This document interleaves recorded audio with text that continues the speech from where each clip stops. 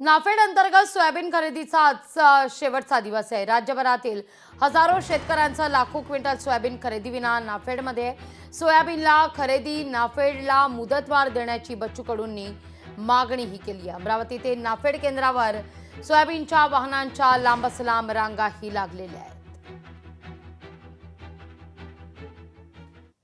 शिफारस केलेले भाव आणि हमी भाव, केंद्राने जाहीर केलेले भाव आणि राज्य सरकारनेच केलेली शिफारस याचा 2,000 रुपये क्विंटल पर आम्हाला घाटा येत आहे। तो राज्य सरकारने द्यावा, त्यांच्या बजेटमधून द्या। एका क्विंटल माग आमचे 2,000चा लॉस त्याच्यापेक्षा जास्त झाला। म्हणजे आमच्या लाडक्या बहिणींच्या घरी 1500 गेले आणि सोयाबीनतून 2,000 वसूल केले। अशी भावाकडून 2,000 वसूल केले। तारीख वाढायला पाहिजे सोयाबीन, असं माझं म्हणणं आहे। कारण का बाकीचे जे कास्तकार आहे ते राहिलेले आहे, याची मोजणी व्हायला पाहिजे।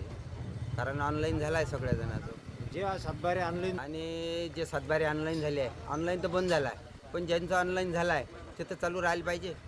आणि सगळ्या गोष्टी गव्हर्नमेंटनं करायला पाहिजे, अशी माझी इच्छा आहे।